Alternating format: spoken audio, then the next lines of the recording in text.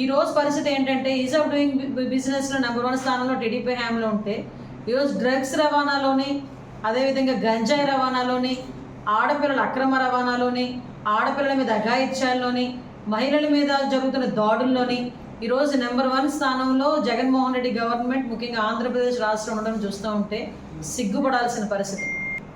మన విశాఖపట్నంలో పోర్ట్లోని బ్రెజిల్ నుంచి దిగుమతి అయిన సుమారు 25,000 కిలోల డ్రగ్స్ అది సిబిఐకి పట్టుబట్టాయి. ఆ సిబిఐ వాళ్ళ దగ్గర నుంచి అది వాళ్ళంత దగ్గరికి వెళ్లకుండా కూడా వైసీపీ నాయకులు ఎంతమంది ఎన్ని రకాలుగా ప్రయత్నాలు చేశారో మనందరం కూడా నేను చూసాం. అది కూడా ఏంటంటే కంటైనర్ ఎవరికి సంబంధించిందంటే వైసీపీ నేత కూనం వీరభద్రరావుకి సంబంధించిన సంధ్య ఆక్వా కంపెనీకి సంబంధించిన డ్రగ్స్ ఆ కంపెనీ నుంచి అది ఆర్డర్ ఉన్న దిగుమతి చేసుకుంది.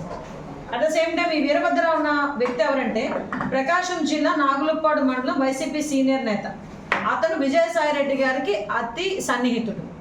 ఇలాంటి వాళ్ళందరూ కూడా అంటే ఎలక్షన్ మూమెంట్లో మద్యంతోని, గంజాయితోని, డ్రగ్స్తోని కూడా ఓటర్లను ప్రలోభపెట్టి ఓవరాల్గా చెప్పాలంటే వాళ్ళు తిరిగి అధికారం చేజిక్కించుకోవడానికి దిగజారు రాజకీయాలు చేస్తున్నారని చెప్పడానికి ఇది ఒక ఉదాహరణగా భావించవచ్చు. బ్రెజిల్ అధ్యక్షుడు ప్రెసిడెంట్ లులాడ్కి శుభాకాంక్షలు తెలియజేసిన, అధ్యక్షుడిగా ఎన్నికైన వెంటనే శుభాకాంక్షలు తెలియజేయాల్సిన అవసరమే వచ్చింది. విజయసాయిరెడ్డి గారు అతను కరెక్ట్గా విజయసాయిరెడ్డి గారు 2 ఏళ్ల క్రితం బ్రెజిల్ అధ్యక్షునిగా ఎన్నికైన ప్రెసిడెంట్ లులాడ్ సిల్వాకి శుభాకాంక్షలు కూడా తెలియజేశాడు.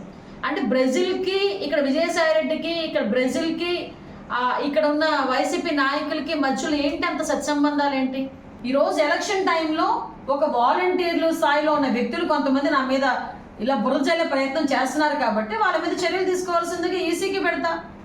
ఒకటి చెప్తున్న వాలంటీర్లకి కూడా, ఈరోజు మీరు వాలంటీర్లు మీరు ఏదో అనుకుంటున్నట్టున్నారు.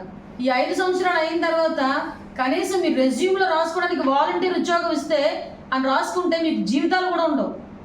లేకపోతే ఏ ఉద్యోగానికి వెళ్ళాలన్నా ఈ 5 సంవత్సరాలు చేసి మీ వాలంటీర్ ఉద్యోగానికి ఏదో జగన్మోహన్ రెడ్డి మీకు 5,000 ఇచ్చాడు. నిన్న మొన్న మీ అందరికీ తెలిసిందే, ఇక్కడ లోకల్ ఎమ్మెల్యే కూడా ప్రతి ఒక్క వాలంటీర్కి 5,000 పంచాడు. ఆ సంగతి ఏదో పేపర్లో చూస్తే కాదు, వాలంటీర్లే చెప్తున్నారు బయటకు వచ్చి మాకు 5,000 ఇచ్చారని. ఆ 5,000 కక్కుర్తి పడ్డారంటే మీ జీవితాలు నాశనం అయిపోతుంది. ఎందుకో తెలుసా? ఈ 5,000తో అయిపోయింది. రేపు పొద్దున్న వాలంటీర్ అని పేరు చెప్తే కనీసం ఏ కంపెనీ వాడు కూడా మీకు ఉద్యోగం కూడా ఇవ్వడానికి సిద్ధపడట్ల. ఈరోజు మీరు అంత చించుకుంటున్నారు. ఈరోజు మీ మీద ఏమైనా ఒక కేసు పడితే రేపు పొద్దున రక్షించేవాడు ఎవడు ఉండట్లేదు మీకు. కాబట్టి ఇప్పుడు ఆల్రెడీ ఎలక్షన్ కోడ్ వచ్చింది. యాజ్ పర్ ఎలక్షన్ నామ్స్ ప్రకారం మీరు కూడా పనిచేయండి. అలా ఉంటే ఫర్దర్గా మీకు ఒక భవిష్యత్ అయినా ఉంటుంది. లేదు జగన్మోహన్ రెడ్డి మీ గురించి మేము గొడ్లు చింపేసుకుంటాము, మేము నోటుకు వచ్చినట్టు మాట్లాడతాము, నోటుకు వచ్చినట్టు రాస్తాము అనుకుంటే కనుక డెఫినెట్గా మీ జీవితాలు పణంగా పెట్టే పరిస్థితి మాత్రం కనిపిస్తుంది.